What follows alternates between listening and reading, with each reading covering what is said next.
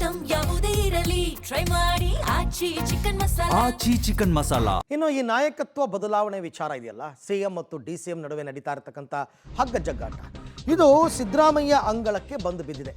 ನಾಯಕತ್ವದ ಚೆಂಡು, ಗುಟ್ಟಿನ ವ್ಯಾಪಾರ ರಟ್ಟಾಗಿದ್ದು ಎಲ್ಲಿ ಮತ್ತು ಏಕೆ ಅನ್ನೋ ಪ್ರಶ್ನೆ ಮೂಡ್ತಾ ಇದೆ.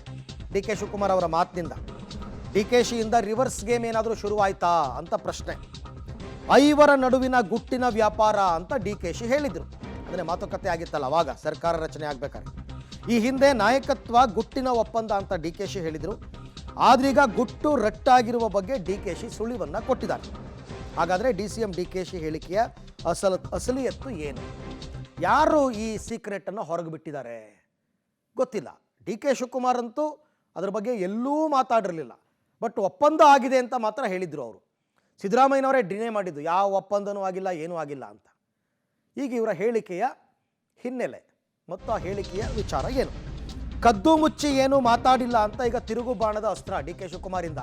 ಅಯ್ಯೋ ಬಿಡ್ರಿ, ನಾವೇನು ಕದ್ದು ಮುಚ್ಚಿ ಮಾತಾಡಿಲ್ಲ, ಟೈಮ್ ಬಂದಾಗ ಸಿದ್ದರಾಮಯ್ಯ ಅವರೇ ಎಲ್ಲನೂ ಹೇಳ್ತಾರೆ, ಅವ್ರ ಬಾಯಲ್ಲೇ ಬರುತ್ತೆ ಎಲ್ಲ ಅಂತ ಸಿದ್ದರಾಮಯ್ಯನವರ ಅಂಗಳಕ್ಕೆ ಚೆಂಡೆಸೆದು ಗೇಮ್ ಪ್ಲಾನ್ ಮಾಡಿದ್ದಾರೆ.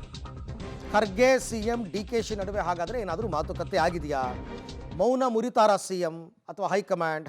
ಹೇಳಬೇಕಲ್ಲ ಒಂದು ಫೈನ್ ಡೇ. ಅದಕ್ಕೆ ಡಿ ಕೆ ಶಿವಕುಮಾರ್ ಯಾವಾಗಲೂ ಹೇಳೋದು, ಕಾಲವೇ ಉತ್ತರ ಕೊಡುತ್ತೆ, ಕಾಲವೇ ಉತ್ತರ ಕೊಡುತ್ತೆ. ಬಟ್ ಆ ಟೈಮ್ ಯಾವಾಗ ಬರುತ್ತೆ ಅಂತ ಮಾತ್ರ ಯಾರೂ ಹೇಳ್ತಾ ಇಲ್ಲ. ಯಾರಿಗೂ ಉತ್ತರ ಕೊಡೋಕ್ಕೆ ನಾನು ತಯಾರಿಲ್ಲ. ನಾನು ಹಿಂದೆ ಹೇಳಿದ್ದೀನಿ, ಇದು ನಮ್ಮ ನಾಯಕತ್ವದ ವಿಚಾರ. ಸಿದ್ದರಾಮಯ್ಯನವರು ಹೇಳಿದ್ದಾರೆ, ಖರ್ಗೆ ಸಾಹೇಬರು ಹೇಳಿದ್ದಾರೆ. ಇದು ನಾನು, ಸಿದ್ದರಾಮಯ್ಯನವರು ಮತ್ತು ಹೈಕಮಾಂಡ್ ನಾವೆಲ್ಲ ಸೇರಿ ತೆಗೆದುಕೊಂಡಿರುವಂಥ ಒಂದು ತೀರ್ಮಾನ. ಆ ತೀರ್ಮಾನ ಏನಿದೆ ಅನ್ನೋದು ಟೈಮ್ ಬಂದಾಗ ಉತ್ತರ ಸಿಗ್ತದೆ. ಇದೇನು ಕದ್ದು ಮುಚ್ಕೊಂಡು ಇಬ್ಬರೂ